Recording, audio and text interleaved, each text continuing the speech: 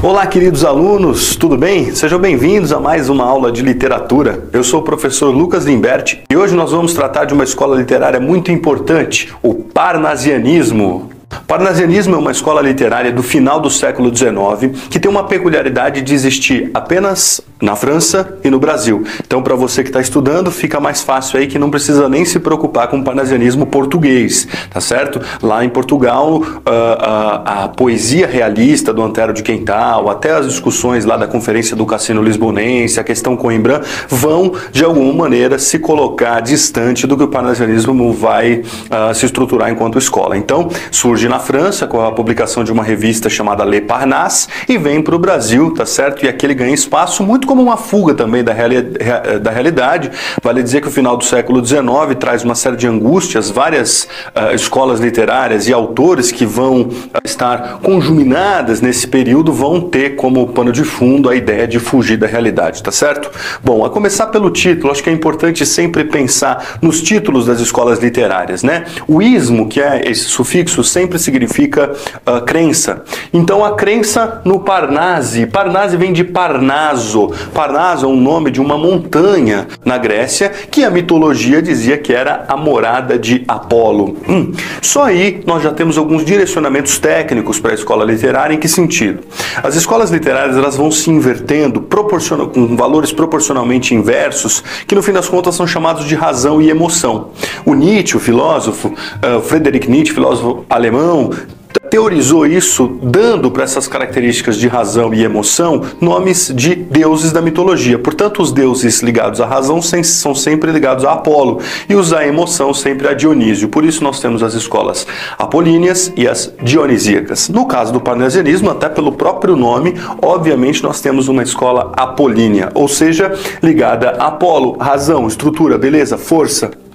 Então, a ideia aqui já começa a trazer para a gente uma ideia de razão. E a razão na literatura sempre aparece preocupada com a forma.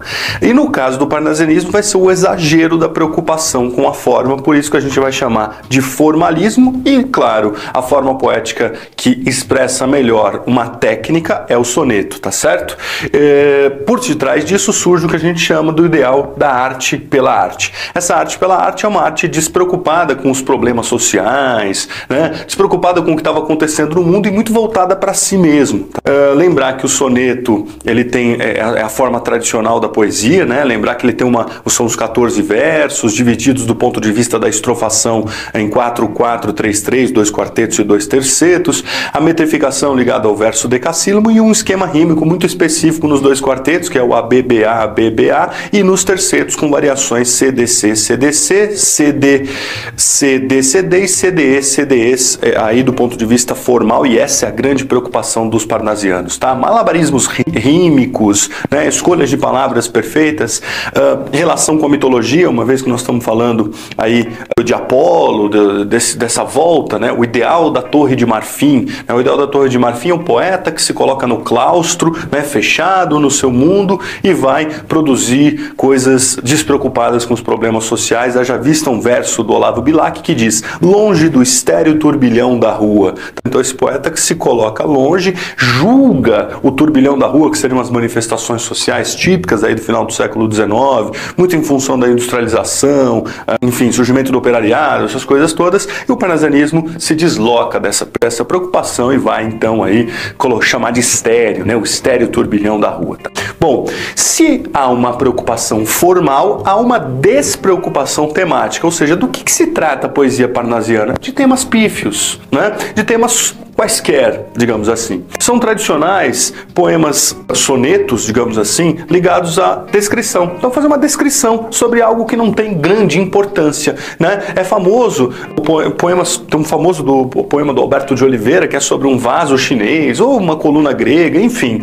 Fazer uma descrição de algo sem muita preponderância, mas para mostrar destreza na na produção poética, digamos assim. A metapoesia também vai aparecer como uma grande característica parnasiana. Então assim, se eu não tenho muito do que falar, eu falo sobre o próprio ato de fazer poesia. Não estou aqui desmerecendo as metapoesias, porque metapoesia, a poesia que fala sobre poesia ou poesia que fala sobre o fazer poético, é uma tradição poética de praticamente todas as escolas. A questão é que no parnasianismo ele aparece mais do que as outras. Tá? Elementos da natureza, então você percebe que não tem preponderância social você fazer um poema sobre o mar, sobre as estrelas e tal, e fatos e personagens antigos que não vão ter preponderância histórica nos valores sociais colocados, tá certo? Então você percebe que do ponto de vista temático, nós temos temas quaisquer, muito levando em consideração o que a gente chama do valor de arte pela arte, e do ponto de vista formal, uma preocupação grandíssima, então um soneto todo estruturado para mostrar de fato essa destreza, tudo bem?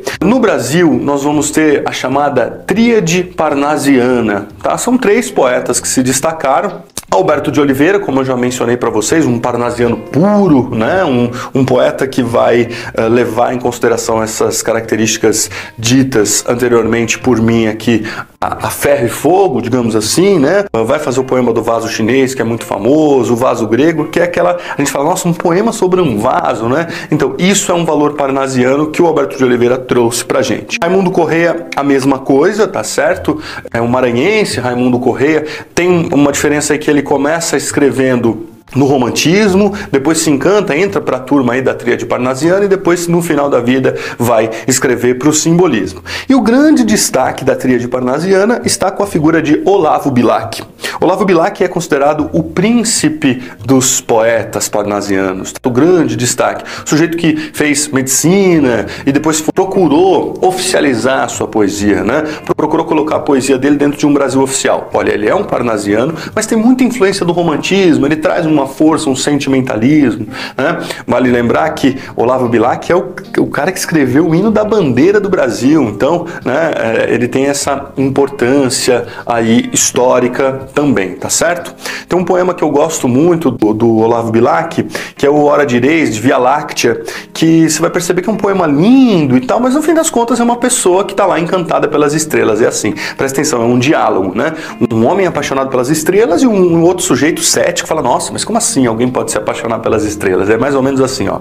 Ora direis ouvir estrelas, certo, perdeste o senso. E eu vos direi, no entanto, que para ouvi-las muita vez desperto, e abro as janelas pálido de espanto. E conversamos toda a noite, enquanto a Via Láctea num palho aberto cintila, e ao vir dos raios do sol, saudoso e em pranto, indas procuro pelo céu deserto. Direis agora, ô treslocado amigo, que conversas com elas? Que sentido tem o que dizem quando estão contigo? Eu vos direi, amai para entendê-las, pois só quem ama pode ter ouvido capaz de ouvir e entender estrelas. Olavo Bilac, tá certo? Então, muito bonito a poesia, né? O encantamento com as estrelas, aquela coisa.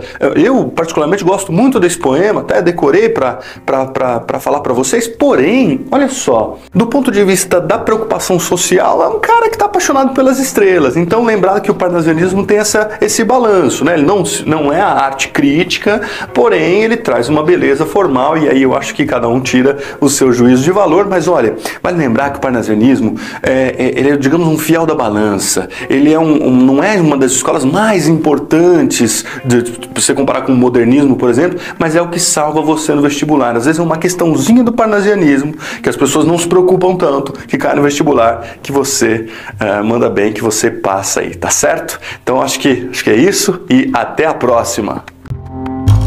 O podcast Literatura Fora da Escola é produzido por mim, professor Lucas Limberti, e demanda tempo, planejamento, pesquisa, estudo e também recursos financeiros. É por isso que eu convido todos a se tornarem membros do canal. Com uma contribuição mensal, você vai acessar sempre conteúdos exclusivos. Até a próxima!